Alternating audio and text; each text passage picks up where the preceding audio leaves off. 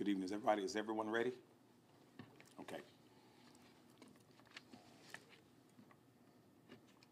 Today we wanted to hold a press conference concerning the investigation that initiated as a missing person involving Nathan Millard.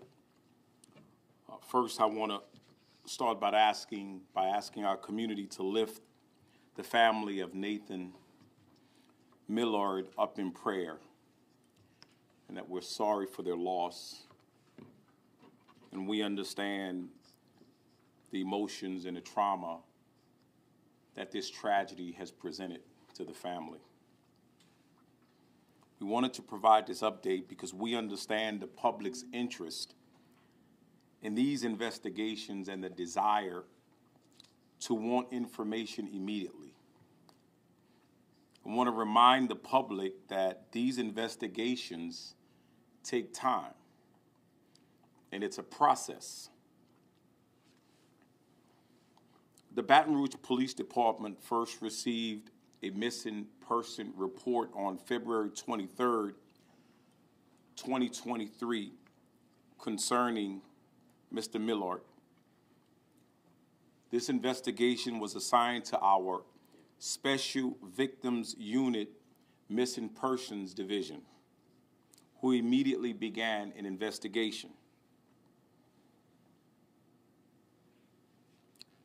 Mr. Millard's body was discovered on Monday, March 6, 2023, in the 2900 block of Scenic Highway.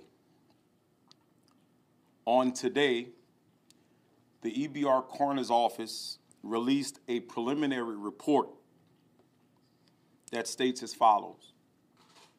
On March 7, 2023, an autopsy was conducted on the remains of Nathan Millard, 42 years old. The preliminary results are as follows. No evidence of internal or external trauma noted. The final autopsy results, pending further studies, including toxicology testing. The cause of death and manner of death are pending completion of the final autopsy report. If you have any questions concerning the autopsy, please contact the EBR Parish Coroner's Office at 225-389-3047. I want to reassure the public that our detectives and our police officers have worked diligently to trace Mr. Millard's whereabouts and to interview all persons who were in contact with him, as well as witnesses, as well as gathering all video evidence that was available. I'm going to ask our VCU commander, Captain Kevin Hines, to provide the public with a timeline as well as information concerning our investigative efforts. I want to say this before Captain Hines comes up. We dedicated many resources, and we still are, investigating this ongoing investigation. Our training academy, our special victims unit, our homicide division, our street crime unit. There's been many searches that have been completed throughout this investigation. So we have been working behind the scenes around the clock since this investigation began. Now I'm going to ask Captain Hines to provide the timeline and information concerning our investigative efforts. Thank you, Chief. Good afternoon. Just want to go over a couple of things that were discovered during the course of our investigation. There are going to be some details that I'm going to leave out for the fact that we are still investigating how Mr. Millard ended up where he did and what happened between the time he was last seen and the time that his remains were located. So the report was made on the 23rd, early that morning, about Mr. Millard being missing. Our detectives immediately began to investigate. They were able to determine that at about 10:30 p.m. the night prior, Mr. Millard left an establishment downtown. We were able to track his movements by using the surveillance equipment available at local businesses in the area. We discovered that he went to the Greyhound bus station on Florida Boulevard approximately an hour after he left the downtown establishment. At the bus station, he was actually offered help by a security guard at that location, which he declined. The security guard offered to call him a ride, offered to get him an Uber, to call the police for him. He didn't appear to be in distress. She just felt as though he was out of place. He declined that offer, and he left there under his own accord. He was seen throughout the next several hours. We were able to track him to several different businesses in the Baton Rouge area, and he was last seen, the last location that we were able to put him at was about 4:30 on Wednesday morning. We are talking to anyone who has had contact with him that we can find. We are currently asking that if anybody did have any contact with him during that time or after, that they reach out to the Baton Rouge Police Department. They can call Crime Stoppers at 344-7867. That's 344-STOP. And give the information to us that they're aware of what Mr. Millard's activities were, or where he was, or who he was with around that time.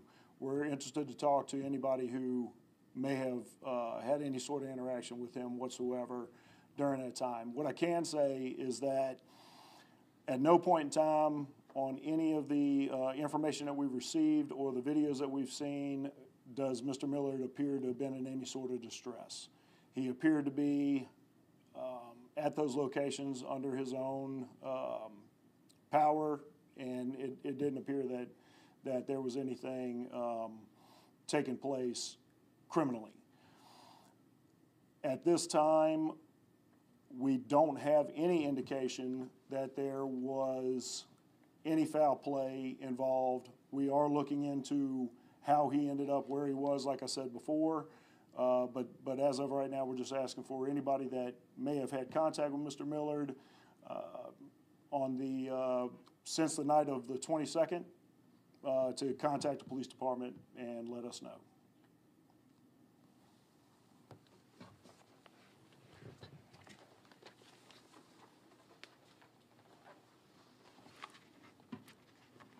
Now, I want to say this because I know there's a lot of information up there. This is still an ongoing investigation, and we do know that there has been information that has been released or that has been obtained or reported by the media. We're not going to comment on any unofficial information, any information that was not released by the police department unofficially. Like I said, this is an ongoing investigation, and we don't want to release any information that's going to compromise the integrity of that investigation. Here's what I want to reassure the public. You know, we have so many events downtown in our city of Baton Rouge. Just last weekend, the weekend prior to that, and so many more. Our downtown district, all the redevelopment that's going on down there, not just for events.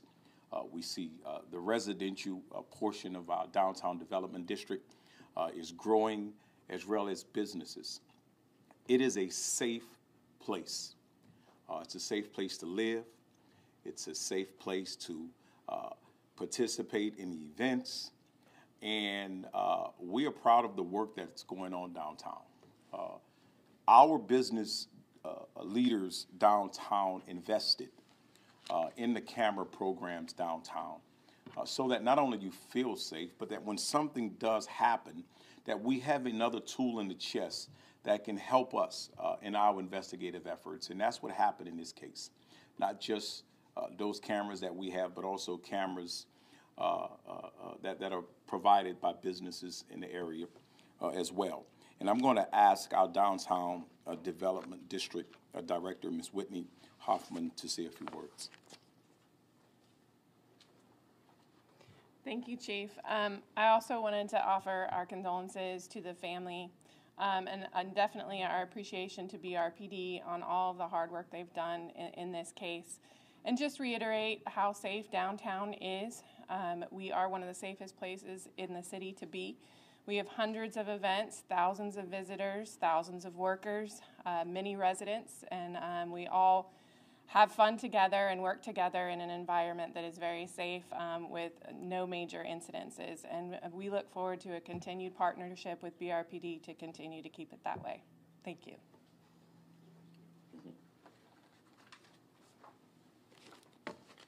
Okay, we'll take questions at this time.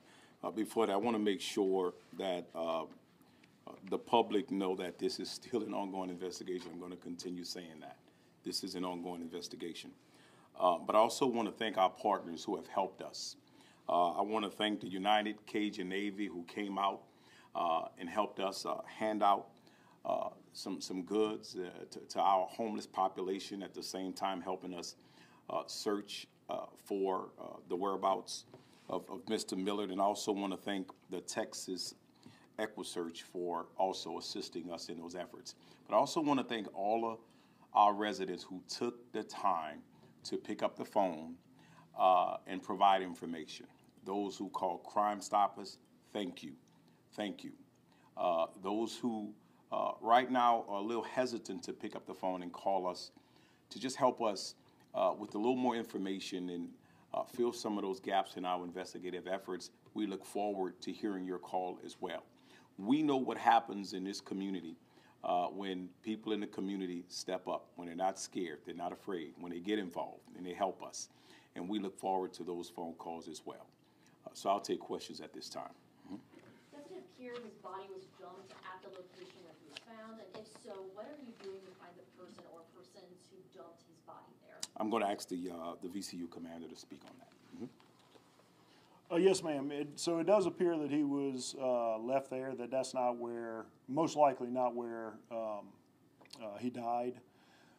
I don't want to go into the details of our investigative efforts, but efforts are underway to locate and to talk to whoever may have put him there. And look, we'll ask whoever put him there if it was if something happened and there was a moment of panic. Come forward. We just want to know what happened to him. That's our goal is to find out what happened to him. Do you believe drugs were involved? I don't want to comment on that right now. I don't believe. I think I'm going to leave that for the coroner's office. I know they're going to do a full toxicology, and those will be released later. But I'm not going to. I don't want to comment on that right now for the benefit of the family. You said the last location you guys, I guess, got him on camera was at 4:30. Can you say where that was? I don't want to say where that was right now because that is still part of our investigation, our attempt to locate the individuals that may have been with him at that time. We don't want to give we would rather the people that we talk to give us that information to verify it as opposed to us put it out and now it's out in public record. Yes. Do you all have any idea, or do you think you have a good idea of who those individuals are that may have done it? Once again, I don't want to comment one way or the other on that, but efforts are still underway. Yes, ma'am. It was reported that his body was wrapped up in a rug. The rug is still sitting there, and a lot of people want to know why it wasn't collected. Okay, so whenever we go to a crime scene, our detectives and our crime scene investigators, they confer with each other on what needs to be taken and what doesn't. And they didn't deem it necessary for them to take the entire rug. And I'll just leave that at that. I know there's a lot of speculation, there's a lot of information going on about what we may have found out there, what we may not have. And once again, that's part of the investigation, so I don't want to put that information out. But everything that needed to be collected was collected from that scene. Can you just clarify once again the no internal or external injuries from the coroner's office, what exactly they found? I don't really know how to clear that up any all I can tell you is that from their report, there were no signs of internal or external trauma, which to us, that kind of leads into the whole foul play thing. There doesn't appear to be any foul play at this point. I know that he was placed there, obviously, by another individual. We would like to know who and why. But just from the autopsy results that were given by the coroner's office, at this time, there doesn't appear to be any signs of foul play. Such as, and just to elaborate a little bit, that would be things such as gunshots, blunt force trauma, things that we would be looking for as investigators when investigating a death. One last question. And there were no signs of that. One last question. Do you guys have any evidence as to how he got from downtown to that vacant lot by any chance? No, ma'am, we do not. Not at this time. Thank you. Thank you. Thank you for your time. I just want to stress one more time, please. 344 STOP Crime Stoppers. We're looking forward to that person, persons that have more information that's going to help with our investigation, and that will conclude this conference. Thank you.